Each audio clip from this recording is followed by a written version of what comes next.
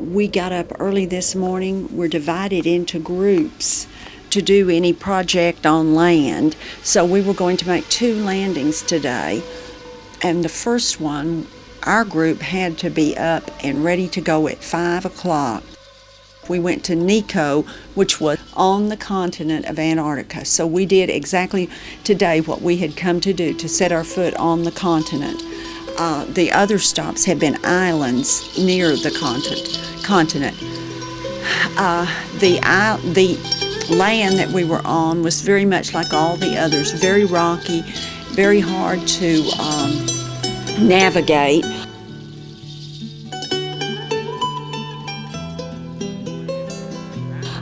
On our way from the ship to the mainland, we saw a glacier calve, and we were warned when walking along the water on Nico Beach, I believe they called it, if we saw any calving of glaciers to get back, because it causes waves, sort of like tsunamis, but not near that size.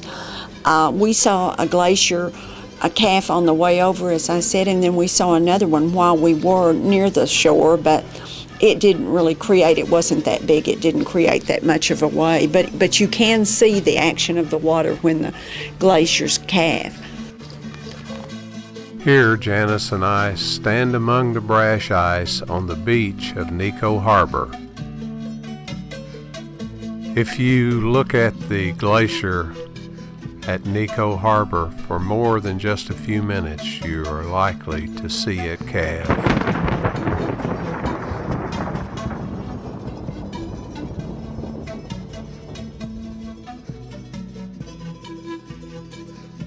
Since the test lab employees gave me a OU sock cap to take to Antarctica, I was anxious to get my picture taken wearing it.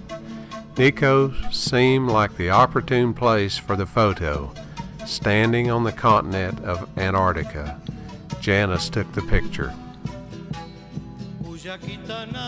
And I took Janis's picture at Nico also.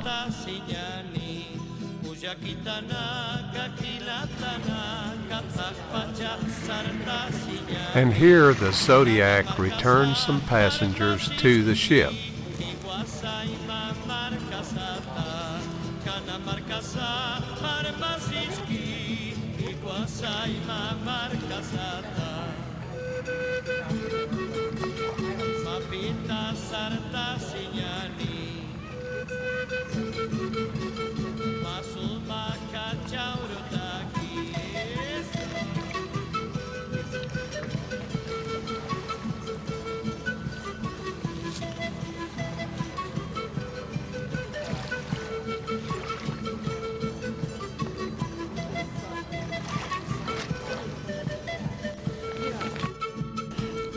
After that, we got back to our room about 7:30 or 8 o'clock, and we had been out already for an hour and a half or so.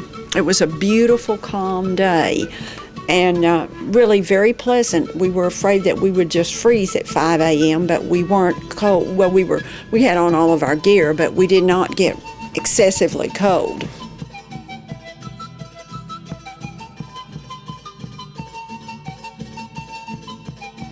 We took a short walk around the outside of our floor here on the ship and took some pictures, and then we had an early lunch at 11 because our group was scheduled again to leave at 12:30 to make another landing at Lockroy Harbor, and this is a British outpost here in Antarctica. So we were pretty busy, and in order to get ready for a landing, you have to completely change your clothes. You put on long underwear, you put on insulated slacks, you put on big woolen socks, and a shirt, and then your jacket, which we've been given here, and they're really very nice jackets, and earmuffs, and then now you have to carry your boots down to the area where you get ready for the landing, and there you are asked to put your boots on, and they have carpeting out so their floors won't get ruined. And just as you step onto the boat, you have to step into this big pan that has a gigantic sponge in it, And the purpose of this is to see that nothing gets on our boots that could, by chance, introduce something new to the land of Antarctica. So, in other words, it's a disinfectant. So then at 12:30 we left and went to Lochroy. We were only allowed to stay there 45 minutes. It is a very, very steep climb on all rock to get up to Lochroy. Several people have taken falls here, and quite frankly, I'm not surprised that more don't. While we were there, they have a gift shop, and I wrote 3 cards, one to Rosemary, one to Kristen, and one to Jennifer from there, and whenever it gets to them, it'll have a postmark of Antarctica. We worked our way over to the welcome sign at Port Lochroy and called upon a fellow traveler to take our picture there. Then, all too soon, it was time to leave. We climbed back down the rocks and got into the Zodiac for our return trip to the ship. As we left Port Lochroy, the captain had another surprise for us. I suppose that it was compensation for having us get up so early today to visit Nico Harbor. His surprise was that we were going to travel through the Lemire Channel, a place of incredible beauty and abundant wildlife. And since our weather today was so beautiful, it was a bonus indeed.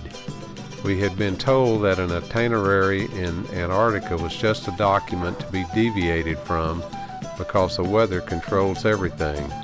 Here, the bright sunny weather we were experiencing was working in our favor, an additional Antarctica experience that we hadn't counted on.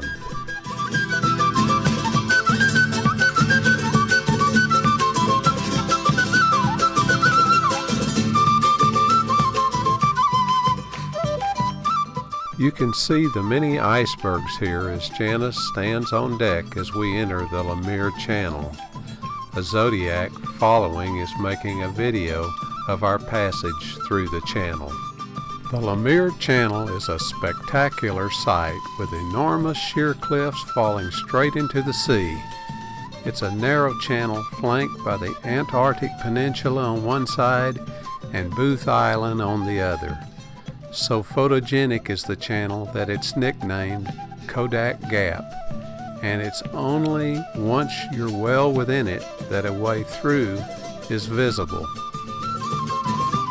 Here a seal catches a ride on a passing iceberg.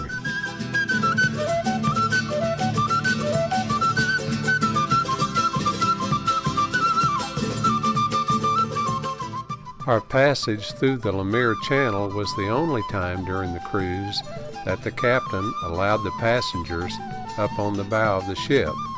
It provided a spectacular view. Here is an iceberg that was rocking back and forth. Sometimes, as an iceberg melts from the bottom, it becomes top-heavy and turns over. This one didn't turn over while we were watching, but it was clearly becoming very unstable. Here you can see 2 seals that have climbed on an iceberg that is recently calved from the huge glacier in the background.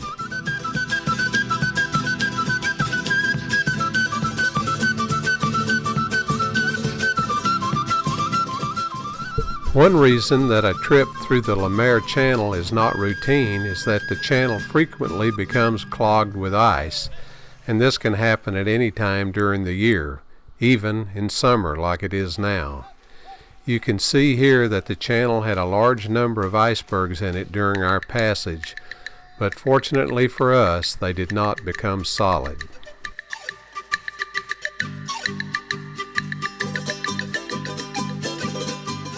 Virtually all passengers were out on the decks for our trip through Lemire.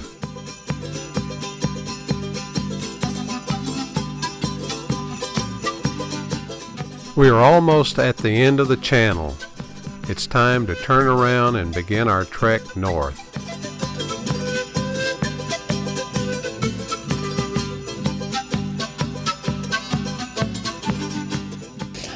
After that, things took a turn for the worse. It seems that Doyle now has the bug that I had, so we are staying in our room tonight, and he's probably looking at 18 to 24 hours of feeling sick himself. So that's basically been our day today.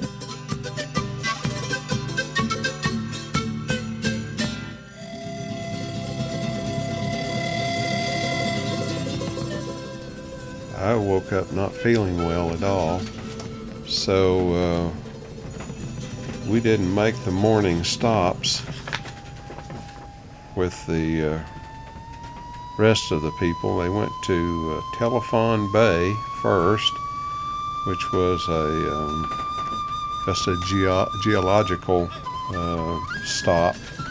No animals there. It's all a part of Deception Island. And then after that, those that wanted to go swimming, that's the right terminology, they went to Pendulum Cove, and people could go over, and with their swimming trunks under all of their warm clothes, they could strip off and jump in the cold waters, and then get back into a thermal pool and warm back up, and then towel off, and they'd take them back to the ship. I'm not quite sure that anybody had good sense would do that, and we certainly passed all of that up. Later in the afternoon, they went to Bailey Head, which is on the outside of Deception Island, and that's a kind of a remarkable place. It has 200,000 pairs of chinstrap penguins, and so one could either land there or take a cruise in the Zodiac, and we decided to take the cruise, and we did that. And we were smart doing it. Yeah, I think we were We too. saw as much as the people that landed and didn't have to wait in the cold. But the sea was really rough, so that Yes. was another experience in the Zodiac. We were getting a lot of sea spray and Rocking and rolling. and chopping and all of this kind of stuff. But it was really something to see. The waters around Bailey Head were just teeming with penguins. I mean, there were 20 at a time sometimes. They'd just be porpoising along with the Zodiac. And then the hills on Bailey Island, or Bailey Point, you looked up at them from a distance, and it looked like the big rocks that we'd been seeing everywhere, just covering these hills or mountains. And when we got over close, we realized that they weren't rocks, but penguins everywhere. They were just literally covering the island. And those penguins periodically have to go into the water to feed, and there was a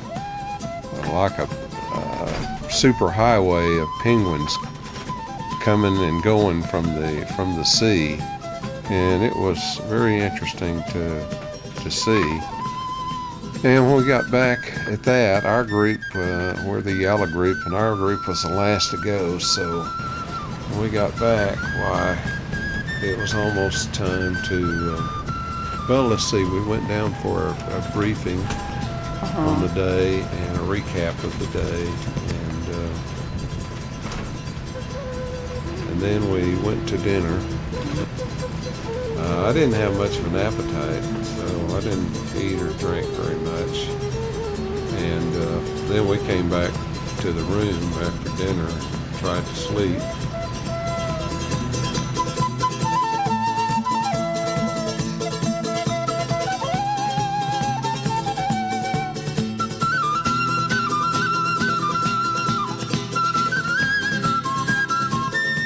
Since last night, we've been rocking and rolling, doors flying open, drawers flying open, things flying off of counters. It's really been rough weather.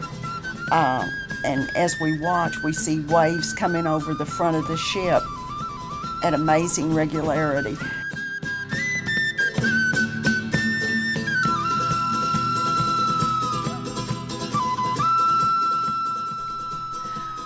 We had spent all day Sunday and part of Saturday feeling very lonely in the Southern Ocean.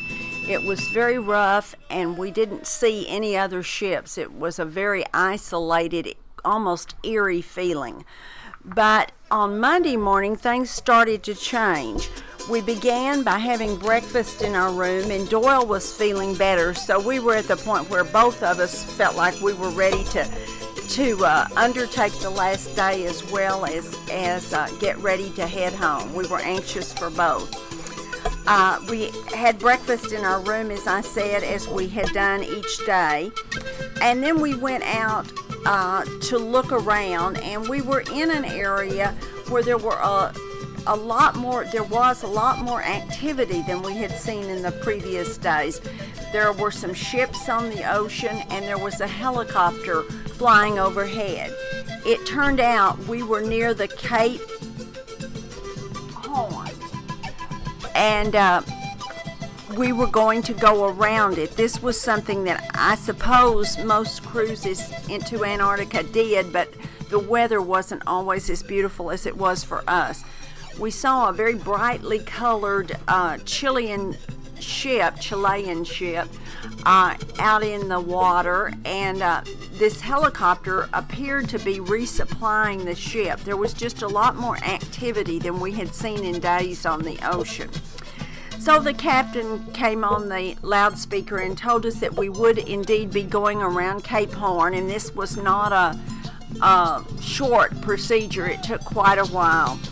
The crew, or some of the crew of the ship, they went to Cape Horn to have our passports stamped. So we all got that stamp on our passport as well as a certificate. It was a beautiful day, and as we passed Cape Horn, the captain called everyone together, and of course this was our last full day together. So we all went out on the back of the ship and had a champagne party as we cruised around Cape Horn. Everybody was there. There was a picture taken of all of us, a picture taken of the expedition leaders, a picture taken of the crew, just a fun time where we could all be together. So we enjoyed that.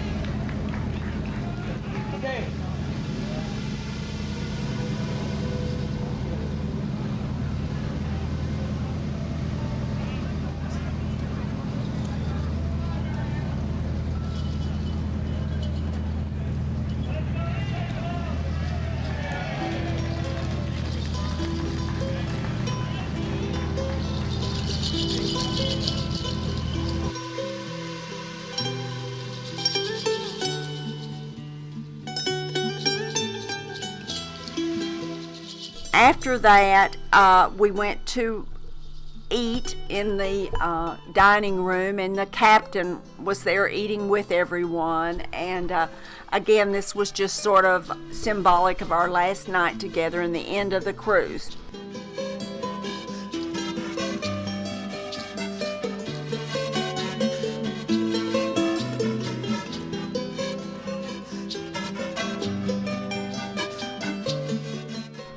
Tuesday morning found us in port at Ushuaia. We had breakfast the first and only time in the dining hall. Then it was out on the decks for a look around before we departed. The early morning light gave the city a beautiful glow.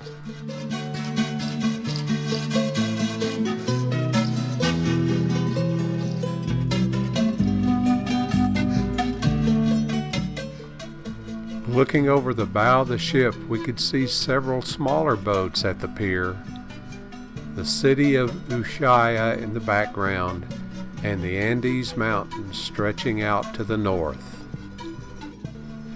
There were also 3 Russian ships at the pier, taking on supplies and passengers for excursions to the Antarctic. Each of these ships was smaller than our ship, the Lee Diamant, and I expect that their crossings of Drake's Passage could get pretty rough, especially if the weather didn't cooperate. Our expedition leader, John Kernan, had served on this Russian ship for a cruise and said that its living quarters were much like a dormitory and it had communal bathrooms. I wonder if that arrangement lowers the ticket price.